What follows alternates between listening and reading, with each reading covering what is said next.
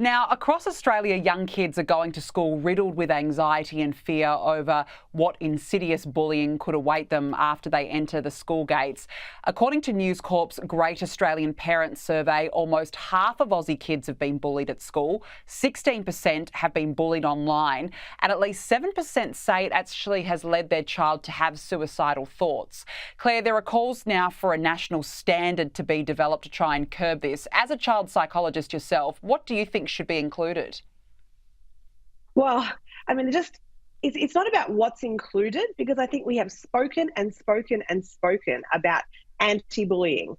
There are millions poured into the education system when it comes to programs and initiatives and teaching kids about respectful relationships. And for decades now, in an educational manner and policies and procedures, we have spoken about anti-bullying.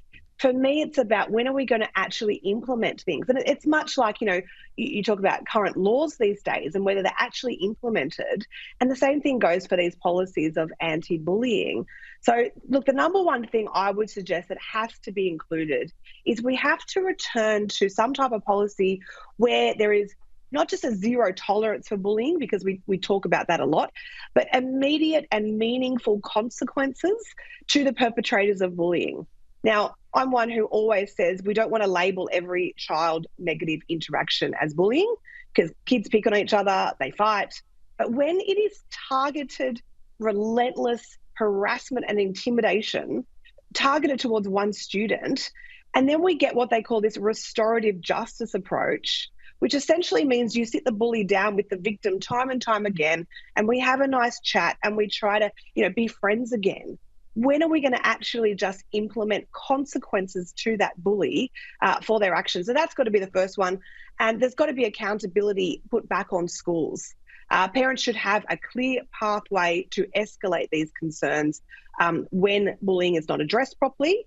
And I have been contacted in recent weeks by lawyers of parents who are now seeking legal advice on whether it would be appropriate to sue schools for their lack of action on the bullying towards their child. And of course, the poor mental health and outcomes for their children that they've been left with. So, it's just about less talk and more action. Absolutely. Look, something has to be done. I mean, clearly it's out of control now when you're getting possible lawyers involved. It's ridiculous it's come to this. Now, we're almost at a time. We don't want to Claire. go that way, right? We don't want to go that way of like the US, where everyone sues everyone all the time. And that's what I feel. But parents, they don't feel like they've got any other options. No, it's really sad. Look, Claire, we're almost out of time, but just very quickly, academics and students who attack Zionism can be sanctioned for anti-Semitism under a common definition approved by Australian universities, 30 of them actually, to protect Jewish Australians.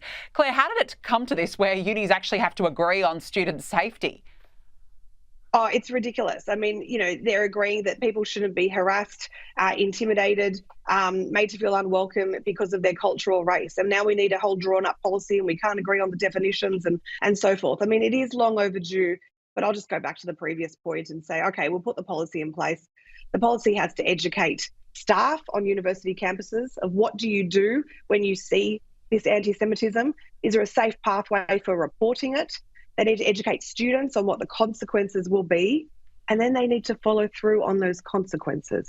So it's all good having a policy written up, but unless there's action, people will just keep doing what they've always done.